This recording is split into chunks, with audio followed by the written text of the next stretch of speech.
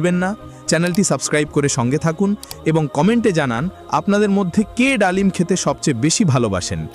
আসসালামু আলাইকুম সম্মানিত দর্শকবৃন্দ, আপনারা নিশ্চয়ই সুপার ফ্রুট শব্দটি শুনেছেন, কিন্তু জানেন কি আসলে কিভাবে কোনো ফলকে সুপার ফ্রুট বলা হয়?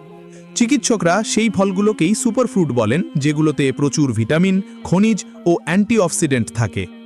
এই উপাদানগুলো শুধু আমাদের দীর্ঘ ও সুস্থ জীবনযাপনেই সহায়তা করে না, বরং দেহের রোগ প্রতিরোধ ক্ষমতাকেও শক্তিশালী করে তোলে।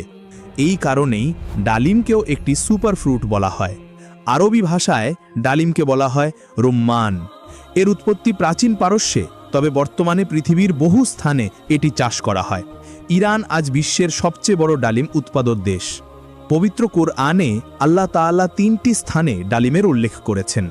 জান্নাতবাসীদের জন্য যে ফলগুলোর প্রতিশ্রুতি দেওয়া হয়েছে তার মধ্যে ডালিমও রয়েছে। সূরা